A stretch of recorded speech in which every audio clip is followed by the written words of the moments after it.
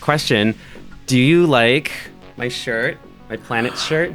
Yeah, only like a lot. And like, I'm the sun. You're the center of my solar system. Will you be my Valentine? No. Hello, everyone. Welcome to Extra Human, where I break my co-host's heart at least once a day.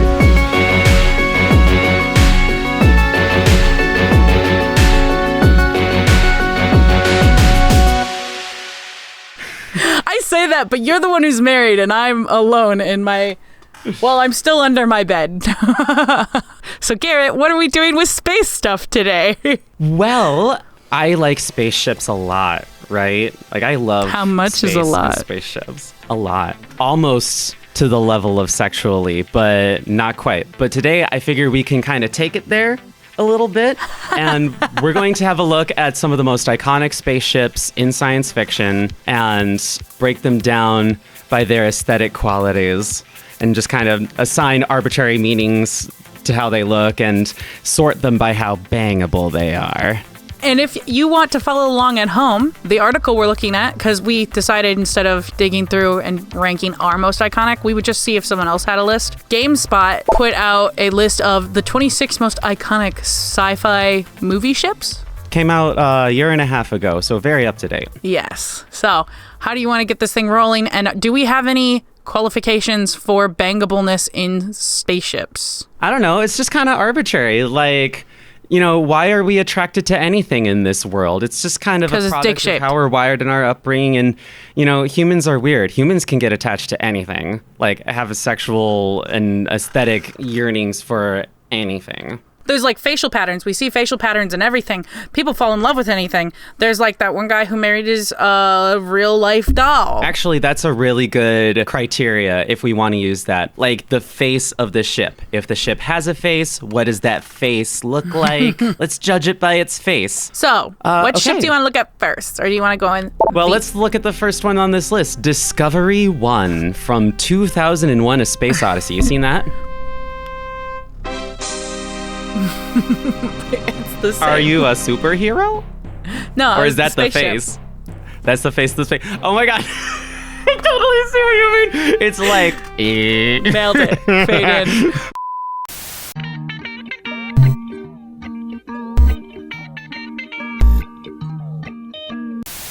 So, do you think its face is cute? And is his dick shape / cute face enough to bang? The dick size is kind of lacking. Like, it is all now, are we face counting? and, like, no equipment. I was going to say, are we counting that satellite dish that's hanging off his... Because that's like a chode. Communications equipment doesn't scream phallus to me the way that a big engine does. You know what I mean? When Garrett is looking for a spaceship lover, he's not looking for communication, ladies and gentlemen. The next one that's up is the Nostromo from Alien. Now, I know I butchered the name, but it's because I haven't watched it in a bit. But the Alien series is probably my favorite franchise ever. I love it.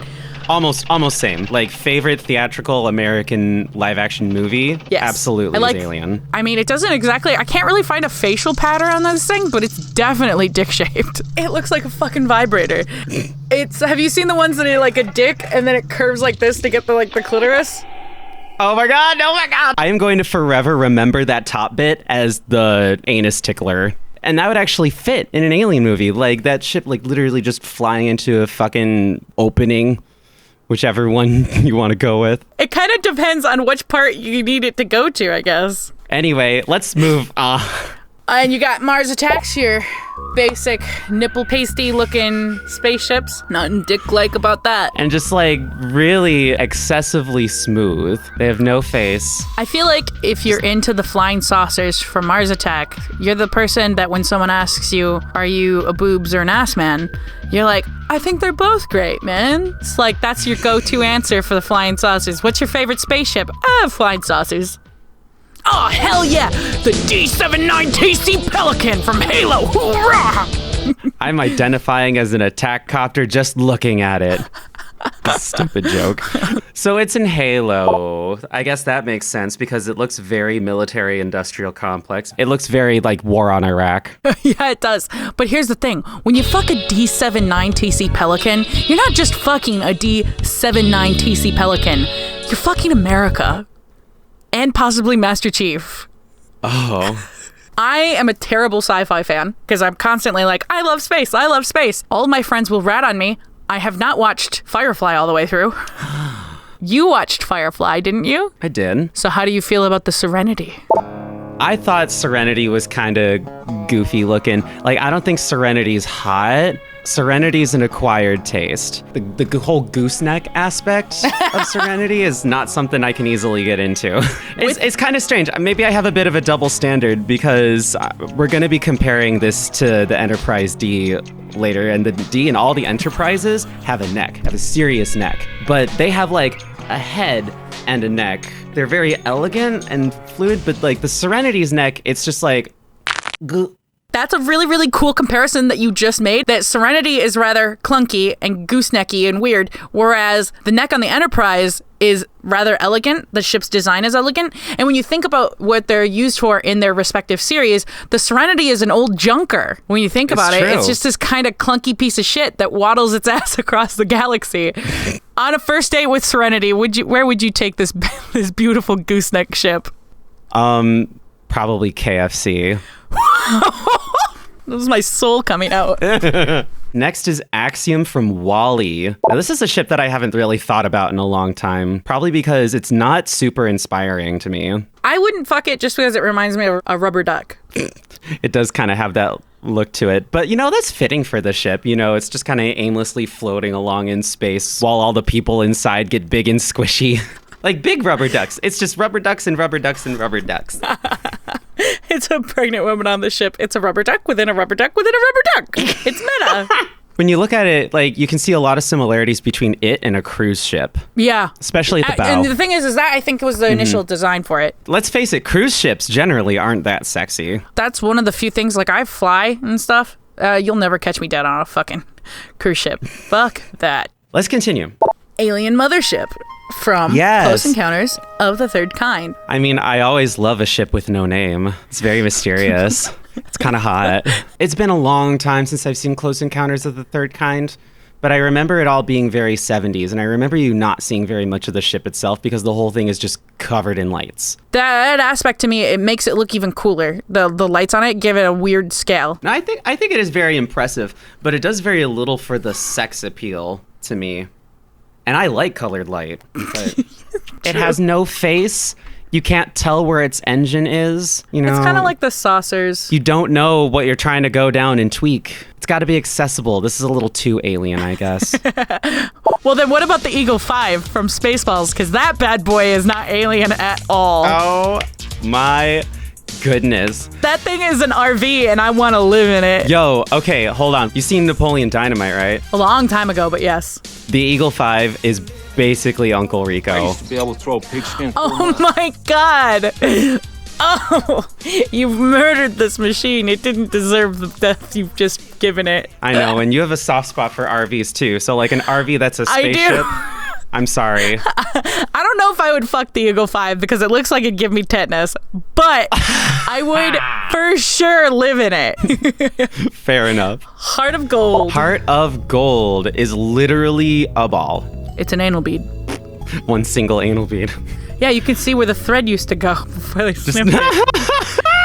It doesn't have much of a face. If it has a face, it's like, which is like given maximum blowjob face. So it's a sucker, not a fucker. He's the poor bastard that shows up, says not a word. You just unbutton your pants, whip it out. He goes, and that's it. He doesn't even come. He just doesn't even want to. He just says thank you and leaves. Big sub energy.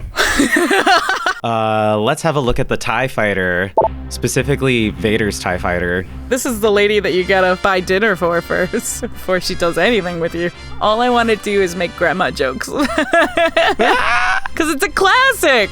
Grandma's a classic, but you wouldn't fuck grandma. But a Cadillac's also a classic, and I'd fuck a Cadillac, so See, I feel it depends like on the an Cadillac. X-Wing I feel like an X-Wing is more the Cadillac. I would fuck an X-Wing. Yeah, for sure. TIE Fighter? X-Wing? Yeah. X-Wing's got a little case of needle dick, but I feel like it would still be a lot of fun. I take back what I said. You don't buy the TIE Fighter dinner. TIE Fighter bullies you. And then afterwards, you're like, so, you bullied me into this. Are we going to, like, do anything afterwards? And they go, no, I'm not feeling it. And you go, all right, I don't owe you anything because, you know, that's not the society we live in. I don't just buy you dinner and you owe me sex. And then you go your separate ways, having been bullied by a TIE Fighter. It's just like, tease, gimme, no, bye. And then they go and tell their friends that you bullied them. And they make that sound the whole time they're complaining. I am fully prepared to watch you geek out. Klingon Bird of Prey. I'm going to save my geeking out, actually, for the Federation ships, because the Klingon Bird of Prey screams leather daddy to me. And leather daddies are important, and we need them, but they're not necessarily what I'm looking for. I feel so called out because I think this ship is awesome. Maybe you should try leather someday. Maybe I should. I'll report back here to all of you and let you know how that went. I mean, just look at the Klingons themselves. They're top to bottom in fucking leather. That shit creaks in every scene that they're in. Just gotta oil them up. So then we have the Romulan warbird. This is fucking awesome. What the fuck? You like the Romulan warbird, That thing would make me huh? shit my pants if that thing came at me. I love Romulan warbirds, and they're big too. They're so elegant. I cannot get over that design. Now, that design is very aggressive, but it also makes me think that you're doing the fucking in this case and not it. It's kind of like a tsundere, where it's all tough and stuff on the outside, but it's low-key a bottom. I'm thinking all of the above, you know, like bottom boy tsundere, but is also like a dignified older gentleman. You know, not like the leather daddy, not like the trashy dude in like the back alley or anything, but we're talking classy, you know, silver fox. Unironically, you have described one of my favorite tropes, silver fox bottoms. It's such a cute fucking premise. Let's have a look at the next one. The Millennium Falcon. What a piece of junk. Who looks like she should belong in a trash heap, apparently. Even though, okay, the Millennium Falcon is far from the ugliest, trashiest ship. Yeah, there's a lot of exposed shit on the outside. Or worse, but like, much worse. You want garbage-ass looking ships. Look at the Nostromo. I mean... Look at the fucking Eagle 5. There are much uglier ships. Does the Millennium Falcon have a face? Like, is the face the cockpit or the mandibles? Yeah, it's got like a little... Is the mandibles? I, in my 28 years of life, never fucking realized, I'm sure I've had to have realized at some point, that the cockpit isn't in those pincers. My stupid little dumb baby brain was like, that's where the center of the ship is, so that's where we drive from. Has your world been turned upside down? It makes me wonder a lot more how they fucking drive that thing. That's like driving a motorcycle from the fucking sidecar. Let's go on. Galaxy Quest. Fuck yeah. I always thought this was the most underrated ship. The NSEA Protector! Now this thing looks like it's made for sex. Right, it absolutely does. Like you could stick it in so many different ways. Curve it around, you could go straight through, backwards, forwards. You get back, front, and middle. I bet it vibrates too. All in one. Honest to God, just like from ship design standards, this thing's actually really fucking awesome. I like the window placements on it. The engine placements on it seem pretty fucking cool. I like that the way it all kind of didn't go for the typical. Itself. Yeah, it's a really I thought cool that was idea. Super imaginative. Like I would have loved to seen like Galaxy Quest sequels just based on how cool the ship was. I was gonna say make a whole series of parodies because this says that it's a satire of Star Trek culture, but like wait, you've not actually seen Galaxy Quest? You would love Galaxy Quest. It is one of those movies. We should watch it together sometime. It's like The Emperor's New Groove, where it never stops being funny. Let's continue, shall we? Yes. The TARDIS. The TARDIS is kind of a weird case because it's bigger on the inside, and like that police box you see it as is one of many forms it could in theory take if it were not locked to that form. This is one of the series that I did watch, so. What do you think of it then? Do you think I think fuckable? That the TARDIS has a very interesting quality about it that none of these ships have because it is bigger on the inside It's like a decent looking person with a surprise zipped up inside their trousers, and you can't tell one way or another until you decide either you're going to take the plunge and find out, or you're going to pass them up. That's just one of my favorite spaceships. I think it's so cool, the concept of being bigger on the inside. And continuing, the UNSC ships are some of my favorite ships. I am a big old geek. I used to buy the books and stuff for the Halo franchise. Like how you are with Star Trek is how I was with Halo. Now, the Pillar of Autumn will forever be one of the coolest starships to me. It looks like it can extend. It looks like you can pull it out like this and it goes... The Pillar of Autumn is a fucking murder machine, and it fucking looks like it, and I would let that thing murder my ass any day. Fuck yes. How do you move on from that? By going to the Borg cube, of course. You want to talk about monsters that'll fuck you up. We got the Borg cube. Now, the thing is about the Borg cube is they're literally just cubes, which I cannot imagine a more uncomfortable shape when it comes to sex. I'm looking at it now. It's just so wild. We have zero face, zero equipment. Well, not zero equipment. There's equipment all over this thing. I would just be scared. You go back to his place. He's got 2 cats. He's got a dog. He's got 2 roommates. His mom and his dad live there, and he's inviting you to move in on the first day. Oh, shit, wait, my bad. I just described me. At least to a point. I'm the one who has 2 cats, a dog, and 2 roommates. Do you tell your dates you will be assimilated? Resistance is futile? How did you know this? I'm afraid. I'm afraid now. Let's continue. Okay, keeping on the Star Trek business. Okay, we have the original Enterprise, the Constitution class Starfleet vessel Enterprise. Very classic. Very, very This classic. is exactly what I was thinking of when we were describing the elegance of it earlier. Would I fuck her, though? Yes, I would, simply because she's a classic and is a queen, and I would be honored. It's kind of like meeting your idols on like the same ground, and you're like, we're on equal footing, and it would be an honor to fuck you.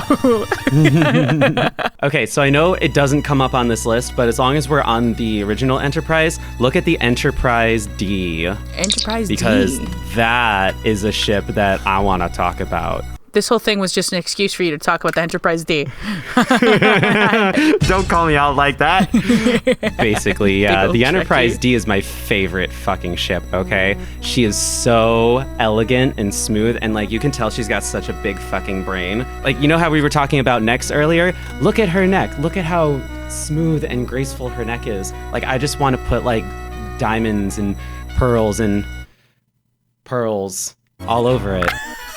Hey, I fucking bust a nut on camera over the Pillar of Autumn. Who am I to judge you busting a nut over fucking Enterprise D? I love the D, man. The Enterprise D has some of the most sensual curves of any ship you've ever seen. The dish curves so nice, like there's a little bit of heft at the bottom of the saucer. If you look at it from the bottom, it even looks like it has a little belly button. This is exactly what you wanted in the Mars Attack flying saucers and the alien mothership from Close Encounters. Right? This is your standard flying saucer leveled up and turned into a fucking luxury vehicle. It's just in a class of its own. And let's continue, though. I don't want to spend all the time. USS Discovery. Yes, the latest addition to the iconic Star Trek ship lineup. I love the Discovery for all her weirdness. Look at other pictures of Discovery, especially a top-down. I like the weird middle thing that's going on here. Oh, whoa! This ship's fucking awesome! Right? What the fuck? I almost wanted to watch Discovery just for this ship. There's so many people in the Trek fandom that don't like Discovery, and I don't know what kind of drugs they're on because it's actually good. Like, it has problems, but all of Star Trek has problems, and it's the same problem that all the rest of Star Trek has, so there's nothing really especially bad about it. It's great Trek. It's great Trek. Although I can understand why people have maybe one issue with the ship is that the saucer looks like a pizza wheel. Even more so because, minor spoiler alert, those parts cool. of the ship spin. You're only selling this more for me. I don't know how sexy I would call it though. Like I love it. I think it's fierce and functional, but I don't think of it as sexy because putting a pizza wheel in my Butthole sounds not appealing. So then we have the alien ship from Independence Day, which is just called Giant Saucers. Take the basic flying saucer concept and just make it really big. Make it big. Next one Next after is that. The Galactica. Galactica. The Battlestar class of ship is basically like the aircraft carrier in space. So this shit's loaded. This thing is fertile. There's so many babies inside it waiting to just and it's bust definitely out. designed like that. I really like the design of it and stuff. I don't really have a lot to say about the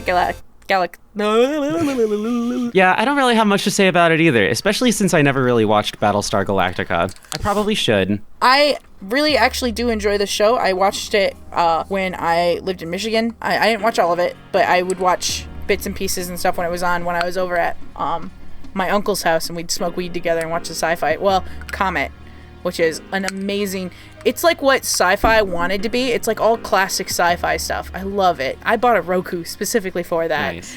And yeah, I'd smoke weed and watch Battlestar Galactica. That's pretty rad. Well, I love it when sci-fi has like deep personal associations with like good moments and memories like that and family.